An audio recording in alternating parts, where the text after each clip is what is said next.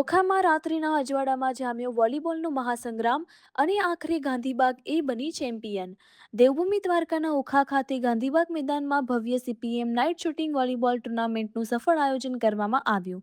સ્થાનિક આયોજક મુસ્તાક ઇસાક સોઢા દ્વારા ચંદ્રસિંહ પબુભા માણેકની સ્મૃતિમાં યોજાયેલી આ ટુર્નામેન્ટમાં ઓખા, મીઠાપુર, આરંભડા અને દ્વારકા સહિતની અંદાજે 14 ટીમોએ ભાગ લીધો. ફાઇનલ મેચમાં ગાંધીબાગ એ અને 2 સ્ટાર ટીમ વચ્ચે રોમાંચક ટક્કર જોવા મળી. દર્શકોની ભારે ઉત્સુકતા વચ્ચે ગાંધીબાગ એ ટીમે શાનદાર પ્રદર્શન કરીને ચેમ્પિયનનો ખિતાબ પોતાના નામે કર્યો. વિજેતા ટીમને ઓખા નગરપાલિકાના પ્રમુખ રાજુભાઈ કોટક અને પૂર્વ પ્રમુખ ચેતનભા માણેકના હસ્તે ટ્રોફી એનાયત કરવામાં આવી. સમગ્ર ટુર્નામેન્ટનું આયોજન શાંતિપૂર્ણ અને સફળતાપૂર્વક પૂર્ણ થતાં ખેલાડીઓ અને રમતપ્રેમીઓમાં ભારે ઉત્સાહ જોવા મળ્યો. રિપોર્ટર હોતીબા સુમણિયા, ઓખા. તમારો પરિચય આપો.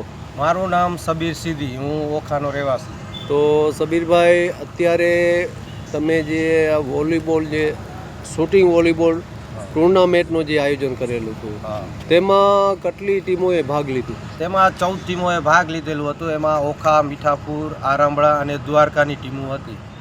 તો ત્યાર પછી એની અંદર સેમિફાઇનલ અને ફાઇનલમાં કઈ કઈ ટીમ આવી? સેમિફાઇનલમાં ગાંધીબાગ એ અને ગાંધીબાગ બી હતી અને એક 2 સ્ટાર 11 હતી અને કામદાર ક્લબ મીઠાપુર. ઓકે.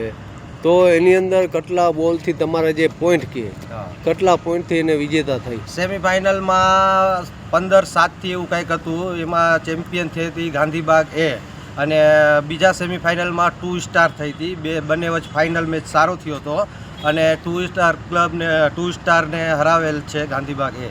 તો વિજેતા ટીમો આવી જે થઈ તમારી, તેમાં કોઈ એવા વડીલો આગેવાનો કોઈ ઉપસ્થિત રહ્યા હતા કે જેના હાથે ટ્રોફી જે આપવામાં આવી હોય? હા, ઉપલબ્ધ હતા. ઓખા નગરપાલિકાના પ્રેસિડેન્ટ રાજુભાઈ કોટક અને એક્સ પ્રેસિડેન્ટ ચેતનભા માણેક ઉપલબ્ધ હતા.